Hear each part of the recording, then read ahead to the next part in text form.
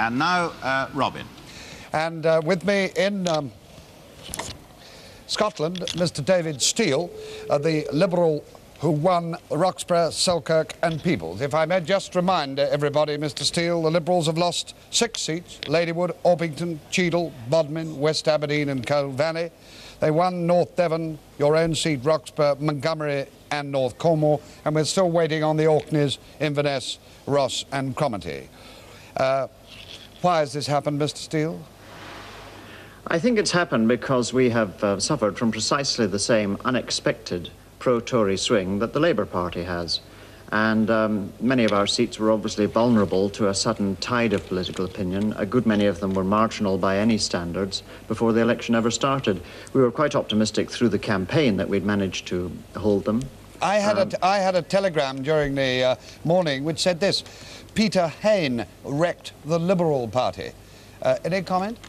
Well, in my own constituency, Peter Hain was used at great length. In fact, the final leaflet of my Conservative opponent was about nothing else but Peter Hain. And I survived, and I presume he wasn't used to such an extent elsewhere. I don't think this is true. I think that we have got to accept our own responsibility. I have lost so many of my colleagues, and it's going to be a different tactical position, I think, for the Liberal Party in this next House of Commons. Now, what is that tactical position? How is that tactical position going to be solved? Are you going to merge with the, perhaps, or cooperate with the, what one might call, for want of a better word, the moderate wing of the Labour Party? It's not for me to say in advance of our meeting, and it's up to Mr Thorpe, but I would have thought that one of the differences will be that with our reduced numbers, we will not be able to continue the practice of semi-shadow roles on particular subjects. We will obviously have to adopt a new tactical position in terms of dealing with the business of the House of Commons as a Liberal Party. Now, you've lost half your seats, or 6 out of 13 so far, perhaps 1 or 2 more, we don't know.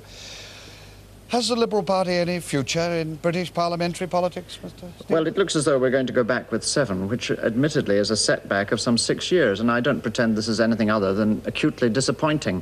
But we will be a very coherent unit of members, and I think we will have a particular influence to bring in the next House of Commons. May I make a suggestion, Mr Steel, that instead of trying with your tiny force of 6 members to cover all the areas of inflation and defence and economics and everything, you should concentrate on the smaller personal issues, such as the ones you looked after on abortion and other social matters? Well, this is what I was hinting at earlier, that I don't think we will be able to do what we did in previous Parliament with 13 members and somebody looking after each global subject.